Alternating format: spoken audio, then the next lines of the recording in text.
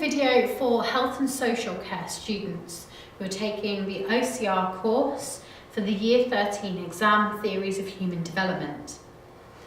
For my Year 13, we're going to use this as part of a lecture seminar series. So I'm going to require you to listen to this lecture, take your own notes. If needed, use textbooks, use the internet in order to supplement your notes on that theory. Come to our lesson ready to discuss those ideas. To help you, you're going to have some key focus questions. You need to be prepared to answer about their theory. So where's that theory come from? What were the ideas behind it? What are the key features? Also, I want you to think about how this theory relates to the child you're using in your child development coursework. So it should help you to supplement some of your analysis in that piece of coursework and to start thinking about how this theory applies in a health and social care setting. The final key question to think about is how healthcare professionals or those in early years might use these theories. Why do they need to understand them? Why do they need to have an awareness of them? Okay, so starting off, we're going to look at Bowlby. This is for Thursday, the 24th of September's seminar. We're looking at human development and we're focusing here on Bowlby. It's important that anybody who did psychology with us last year understands that Bowlby fits into a different perspective. Last year we talked about Bowlby being an evolutionary psychologist, and while this is sort of true, he's also a psychodynamic psychologist, and he really did bridge the gap between those two theories. Within psychology, we refer to him as an evolutionary psychologist.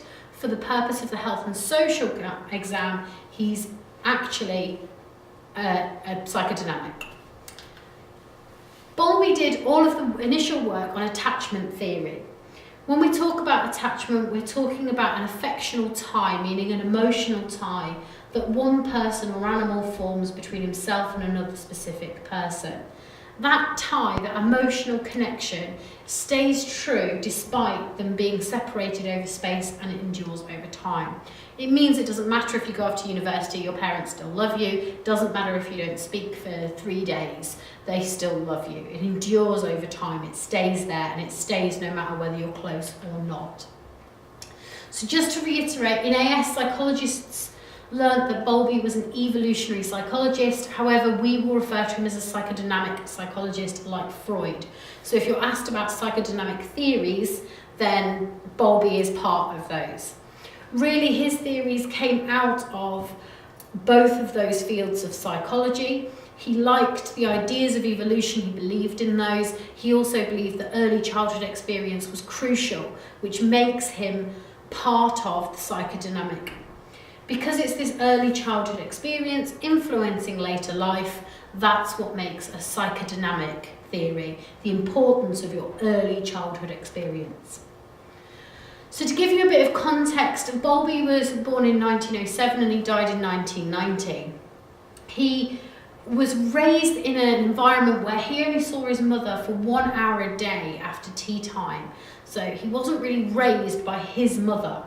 She considered, along with many of that time, it is not unique to Bowlby, that giving too much attention and too much affection to a child would spoil them, and that would be dangerous for their development, and that actually you should treat children with a little bit of distance rather than emotions. He described the leaving of his nanny, when his nanny left the family, as tragic as the loss of his mother. When his mother died, he said it was the same as when his nanny left. At the age of 7, he was sent off to boarding school and stayed there for most of his time, never really seeing his parents. Bowlby studied psychology and preclinical sciences in Cambridge. After Cambridge, he worked with maladjusted and delinquent children, so those that are kind of criminal, entering the young offenders system, until the age of 22. He thought that attachments that we form or don't form with our parents serve some key purposes. Because he is part evolutionary psychology, he believes that they keep us safe, that they're important for survival, and that those attachments help us, because they help us to survive, think Darwinian ideas, they help us to reproduce and to pass on our genes. So he really does think that attachment is fundamental to the survival of our species. There is a glossary of key terms that you need to be aware of. Psychologists, you may have these written down from your yellow booklet last year. He did believe that these characteristics are innate, that they are born within us. He believed that attachment was part of our genetic makeup. He also believed that children produce what he called social releases, which are behaviours or characteristics that elicit a caregiving reaction. So by being cute and pathetic and gurgling, big eyes, they make us feel like we want to care. Even adults who have no relationship to those children see children acting in that way, and we want to care for them. He believed that there was what he termed a critical or sensitive period, and he said it was a biologically determined period of time where the child was sensitive to a form of stimulation, and he suggested it was up to 18 months. Up to 18 months is when the attachment had to form, and if in that period of 18 months a child didn't form an attachment or formed an attachment that was inadequate, it would mean that those children were going to be messed up for life. They really were going to be influenced by that lack of attachment for the rest of their lives, and it really was fixed after that time. If they didn't form an attachment, then it was too late. They wouldn't be able to form one. He also coined the term monotropy. He said that the idea that one relationship was most important. He said that there was a primary attachment figure, and normally for Bowlby that was the mother. Think about the time in which he was writing, who would have been important, who would have been at home. It really was the mother who was the key figure for that life. And so that person was of special significance, and all other attachments that you had paled in significance. So your mother was the most important figure in your life. He talked about the internal working model and the continuity hypothesis. The internal working model is a mental model. It's our blueprint that we form about what we think relationships should be like. And it enables us to kind of predict our environment, because it is what our environment is like. It's our blueprint. He said from our early childhood experience, from our first attachments, we form a mental image of what relationships should be. And we use that to kind of deal with the world as we see it. He also said that this continues. The idea of continuity hypothesis is whatever happened to you in your early childhood experience is going to follow you.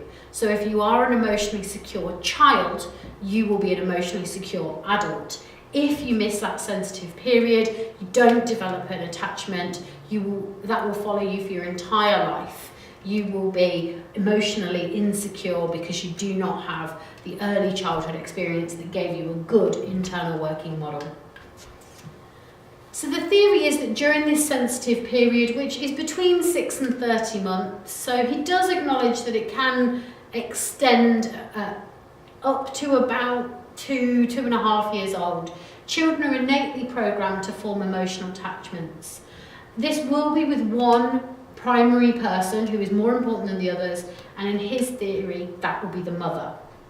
He does acknowledge there will be lesser attachments. We do attach to cousins and sisters, brothers, aunts, uncles, but they are nowhere near as important as your primary carer.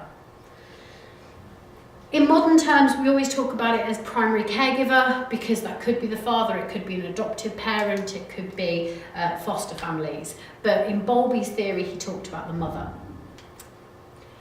These form if the adults are sensitive and responsive to the child's communication. So we said that the adults have a role to play. We have to be sensitive to the needs of these children. And if we don't give them what they need, we're not sensitive to the needs that they have, that we don't respond when they need us, that will affect the kind of attachment that these children have. Equally, parents are innately programmed to respond to these social releases. So children have them, parents are programmed to respond to them, but depending on how we respond and how sensitively we respond, that's going to change the type of attachment that we have. The emotional attachments of young children are shown behaviourally in their preferences for particular familiar people. So we see in children a tendency for them to seek proximity. They want to be close to the person they formed an attachment to. In unfamiliar or unnerving circumstances, they will seek that parent. Especially if they're distressed, they will go to that adult as a secure base. Secure base being something that he really did talk about. His book is called A Secure Base. So he said we provide a secure place, a secure base from which to explore the environment. And as long as the child is happy, they'll keep returning to the secure base and then going off and looking at the world around them. These first experiences contribute to the foundation of our development. So if our parents are responsive and nice to us and loving, then we think that's what normal relationships should be like. And we filter all of our later experiences based on that internal working model. So shown by some toddlers has continuity with the social behaviours they will show in later life. So there's been a lot of research to suggest what you see in a child, you will see in a later adult. Events that interfere with this attachment, so things like being separated, hospitalisation, going through adoption, going through foster care, parent being hospitalised, child being hospitalised, anything that abruptly severs this attachment during that sensitive and critical period can really have some quite detrimental effects on the children and later adults. Because if they are also unable to care or be sensitive to those needs, because they're poorly or because they're absent for some reason, then it's going to have some short and long-term negative impacts on that child's life. If you think about pies, it's going to have impacts on both their emotional and their intellectual life. Bowlby suggested that caregiver sensitivity was the main idea behind what affects good quality attachment. He said securely attached infants have mothers who are sensitive, accepting and cooperative to the needs of the child. So they can see that a child is in need, they work with them, it's not that they necessarily tell them what to do, it's that they work with their child to overcome the challenges that they face. They accept that a child is going to be frustrated and they work with them to overcome those. And they're there and they're responsive. He also said that there are insecure attachments where the mothers are not so responsive to their child's needs. And he broke this down into two types, insecure avoidant and insecure resistant. Insecure avoidant, mothers are more rejecting, they pay less attention to their children. They tend to suggest that the child can be fine on its own. So they're unresponsive in the sense that they're not there for their children. Insecure resistant mothers tend to be occupied with routine activities when holding the child. So it's not that they're absent, as in the insecure avoidant, it's that they're too busy, they're inconsistent with their behaviour. I'm here for you, but I'm not really paying attention. This leads to a very confused child. Kagan did suggest that there are other things that we need to be aware of, like the temperament of the child itself can impact how responsive the parent can be. We also need to think about some of the factors, if you think about other areas of your course, that can affect the likelihood that you can be responsive. Things like whether or not you're employed. I am here doing a video for you guys, I'm not home looking after my child. So I can't necessarily be sensitive to the needs of my kid if I am in employment. What about if we're sick? We can't be there for them. What if they're sick and we can't be there for them? Stress in the home, marital breakup means that parents are absent or are in a negative place within the family. And even the presence and the arrival of siblings can really affect your ability to be responsive to your child's needs. We're going to move on, although Bowlby's theory kind of finishes there, Bowlby's had a lot of impact. The first impact is with his student Mary Ainsworth. So Mary Ainsworth took his ideas and really refined them and talked about all the different attachment styles and actually found a way of testing this to see what kind of behaviours you saw in different children. We've talked about insecure and secure attachments. We also, Mary Ainsworth found that there were kids who were inconsistent, they were disorganised, they didn't show one consistent pattern of behaviour. And we also testing separation and stranger anxiety. This was done, I'm going to briefly walk you through the strange situation, but you can read the slides for yourself. They put a child in an unfamiliar surrounding and were testing a few core pieces of behaviour. Their willingness to explore the room, what they reacted like when they were left on their own, what they reacted like when a stranger tried to approach them, and what they reacted like when they were reunited with their parents. So they let the child play in the room for a bit, normally the mother, but it could be any child, and just left them to interact. After about 3 minutes, the mother retracts and goes and sits down. And at this point, they're testing to see whether the baby plays, explores the room and is happy. They're really checking to see whether the baby returns to the mother and then comes away. Explores that room using her as a secure base. They also test whether or not how they respond to a stranger. So a stranger comes in and tries to play with them, so they see how they respond to that stranger. They should be wary, they shouldn't really want the stranger, they should look to their parent. And the parent exits the room and they're left on their own with a stranger. Normally the baby will become distressed and cry, and that's normal. We're looking for that behaviour because they have been separated from their primary caregiver. The mother comes in, consoles the child, and then the mother leaves the child alone. So now they're completely on their own. And again, you'll see levels of distress. The stranger comes in and tries to console them, and then the mother comes in and tries to console them. When they're consoling the child, they're really testing to see what the reaction is to having their mother back. And it should be positive. They should have been upset to see the child go and happy to see the child return. I'm going to post a link to a video clip rather than show you a video through a video, which seems a little bit bizarre. I'm going to post you a link to the VLE where you can watch this clip and where you can get the rest of the PowerPoint from. But this is showing you that strange situation happening.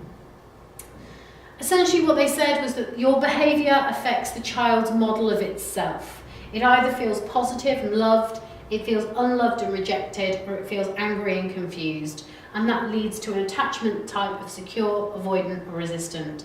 And importantly, this goes on to affect their behaviour towards their children. So it can become a bit of a self-fulfilling prophecy. The only last thing to talk about really is the work of Hazan and Shaver, who have taken this into adulthood. I'm not going to go through this in masses of detail, it's really not essential for your exam. But what they were trying to work out is how much of a correlation there was between children and their later adult behaviour. Importantly, what they found was the same percentage of people who are securely attached as children are securely attached as adults, which gives credit to the fact that this is probably something that follows you through life. They also found that when asked about the type of parenting they had, whatever their adult attachment style was, it linked to the right kind of parenting style. And they also found it really affected their belief in love. A securely attached person believed that love was a good thing, that romance and lust might fade, but love is enduring. Anxious avoidant person were doubtful whether love even exists, and they thought that they didn't need them anyway. And an anxious ambivalent person thought that love was there, but they probably didn't deserve it. What they concluded was that Bowlby was right, and that this does follow us at least into our romantic relationships. They found that there were adult styles. Securely attached is relatively easy to become emotionally close to others, but they're also comfortable depending on them, being depended upon, but they're not that worried about being alone either. It's that healthy balance between independence and dependence. You know, we need to be able to depend on our friends and family, we want them around us, but equally we're kind of all right on our own too. Anxious, preoccupied are adults who want to be completely emotionally intimate with others, but often find others are reluctant to get as close as I would like. Very clingy, very needy. Adults who need the approval of other people around them and not very good on their own. They need that love and reassurance from everywhere because as children they weren't valued. The dismissive, comfortable without close emotional relationships. It's important for me to be independent and self-sufficient. I prefer not to depend on others, but to have others depend on me. So it's like the opposite. They're so independent, they just can't form those emotional ties. Quite cold people. And it's because they were left on their own as children. They don't believe that they need anyone. There is the fearful type, but it tends to be that it's come out of abuse. This is not your standard emotional type. Okay, that's the main theory. I will put a link into the comment section of the video, the link to the VLE, where if you are part of my school, you can get hold of the PowerPoint, and you can also have a look at the video clips that are embedded into that PowerPoint. If you want, you can always Google the strange situation, stick it into YouTube above, and you'll be able to get some of the YouTube clips that I've embedded in where you can see the strange situation taking place. So for my students, remember, I'm going to ask you about the theory, its origins, its key features. I'm also going to ask you how this relates to your child that you're doing in your development study. And we're going to start thinking why this might be useful for early practitioners and healthcare professionals to know about. Be prepared for a seminar on this, no hiding places. Everybody needs to be prepared to respond. We're going to be talking about this for an hour. Thank you very much.